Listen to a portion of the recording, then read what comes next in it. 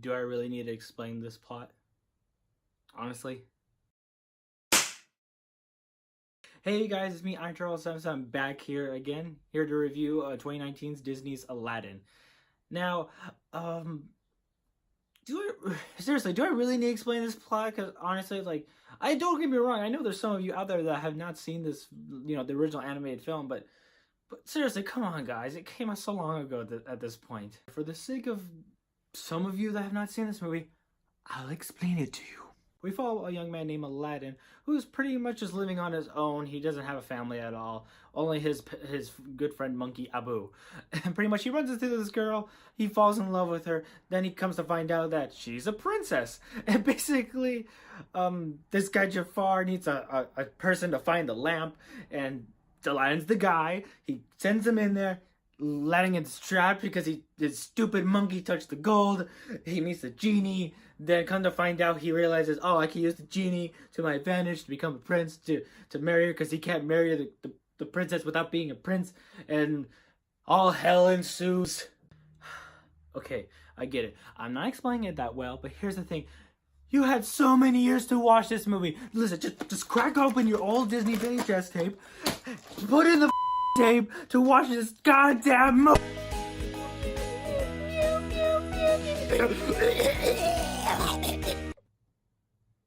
Anyways, I actually had a pretty good time with this live action adaptation.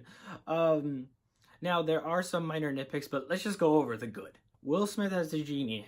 Now I know when we saw him in the trailer, he looked a little funky. His head wasn't proportional to his body, especially when he was blue. Most especially because he was blue.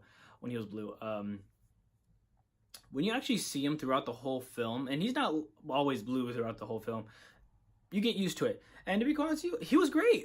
He was his own genie. He was not trying to top, or even compare, try to compare it to Robin Williams' version of the genie. He was his own thing, which I appreciate. He was actually pretty charming. He actually worked well with the gentleman that played Aladdin. Now everyone else is really great, and I really do like the art direction. Now I'm not familiar with Bollywood films, but to be honest, my only references are like clips from trailers from Bollywood films, and from what I've seen, it matches the style pretty well, and I do like it, because I noticed there are some other reviewers, like for example Chris Stuckman, which I love watching his reviews, by the way. He did bring up that Jafar's costume does look like a Power Ranger villain character, which is kind of true. But again, from what I've seen from clips from Bollywood films, some of the stuff is kind of over the top a little bit. So I thought, personally, it worked for me. It didn't really bother me so much. Now, I'm sorry I'm speaking through the good stuff, just because overall, like, again, everyone was great, but I have a little bit more nitpicks to this one than the other live action adaptations out there, besides Maleficent. Maleficent, I could talk about why I don't like that film all day, but anyway, we're not here to talk about that. My nitpicks with this film are a little more, just because. Okay, as for the gentleman that played Aladdin, his singing, in the beginning of the film, I'm not gonna lie to you, it seemed like, especially with Aladdin's opening song, it seemed a little stilted. It seemed like, not to say like he was singing from like just looking at a prompter or a script, like just flat, like, one job, nothing like that. But it wasn't bad. It wasn't great though. It just seemed very stilted. It didn't have any oomph to it.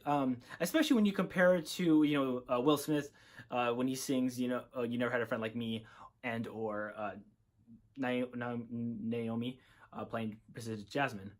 Her singing is actually really good, really beautiful. And again, I do want to go back to, I love the song additions that they gave her. They're really good. Another minor nitpick is, talking about the singing, it's also about the film itself. There are some things that just seem stilted. Now, I get it. You can't like copy, everything out from the animation. You just can't do it. I'm sorry. Like in animation, sometimes you have to kind of overly exaggerate some movements and stuff, to get your point across. But with live action, you obviously can't do that. But here's the thing. You can make it lively though. Again, we got to go back to that song sequence. You Never Had a Friend Like Me. again, even when you saw it in the trailer, you know, when Genie was puppeteering Aladdin to dance and stuff, that whole scene, that whole sequence from when Abu touches the jewel, when he, and the whole lava scene, you know, flying carpet, and the whole dance number, it is so lively. It's actually pretty cool. I had a grin, you know, like stretching from ear to ear. It was so neat. But when you go to the other song sequences, like, you know, Prince Ali, whatever, like, they do the whole sequence, you know, they do sing the song, but it just seems so stilted. Now, Genie does morph into like a woman later, and they make a joke out of it, which was pretty funny. But they don't go over the top. Like, you don't see him turn into a child or anything. You don't. I just don't think they're taking advantage of what the Genie can do, especially with today's technology. You could, again, and I don't know if it's just the directing or the writing. I don't know what's going on, but some of the other sequences just seem stilted. Now, of course, the big song number, like, you know, Whole New World, is beautiful, gorgeous. It's great. But again, it just seems some of the scenes, you know, in between all that is stilted. And another thing to bring up is they also, like, they try to over-explain things that don't need to be over-explained. Like, Jafar has this, like, little side thing where he wants to start a war in another country where Jasmine's mom was from, and Jasmine's mom was great, you know, nice to everyone when she got murdered, and all that little stuff. They over-explain things that didn't need to be over-explained. Like, look at the animated film. It gave it, you know, answers. It told you what happened, and that was that. They didn't need to over-explain nothing. No one needed a backstory. No one needed that. Just some unnecessary stuff.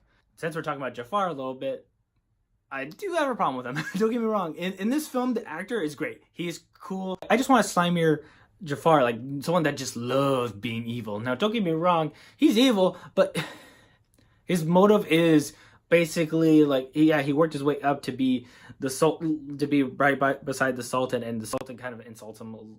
He insults him, and basically that's why he wants to be powerful. Like, it seems like he's whiny, he's spoiled after working so hard and stuff. He just seems like a spoiled brat, not a person that just wants to take over the world. Don't get me wrong, he does embody that a little bit. I don't know. I didn't like how, like, gentle he sounded when talking to Aladdin. Now, another minor thing that I kind of want to bring up, and you've probably seen this in a bunch of other reviews, yeah, there is a corny beatboxing scene with Will Smith. No, it doesn't last long, and it seems to go by really fast, but they bring it up again, and it happens in the most awkward place, and a character that you didn't expect to do it freaking does it, and it just seemed overly corny. It happens towards the end of the film, and stuff, and which sucks because it seemed like an old, like, curtain call, you know, like after the show's over, like, you know, the cast comes out and bows and stuff. They don't do that, but they have a little sequence that's kind of similar to that.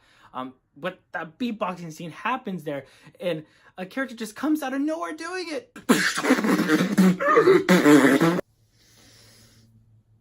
Jasmine does that. Yeah. Anyways, guys, I give Disney's 2019 film adaptation of Aladdin a 3.5 out of 5. Just because, again, I really like this film, but again, it does have those, like, unnecessary, you know, add-ons, but some cool add-ons as well. It's kind of a mixed bag for me a little bit, but I really do enjoy this film. I probably would go back to it, but not as much as the original animated film. I probably would recommend you go see this maybe, like, during matinee, like during, you know, a good, you know, good sale on tickets. But anyways, guys, catch you guys next time. See ya. Hey, you guys, it's me, Iron Turtle, one last time before you go. If you guys like this review, please hit that subscribe button down below to see more, and also hit that little bell icon right there, ding-a-ling-a-ling, just so you can get some updates on my videos. And also, if that's not convenient for you enough, guess what? I have an Instagram. Go ahead and follow me on Instagram. The link is down below. You can see behind the scenes stuff, maybe some more updates, and also some bloopers, some exclusive bloopers that you probably won't even see here. Nah, actually, I'll probably put it here, but later. Anyways, guys, see ya!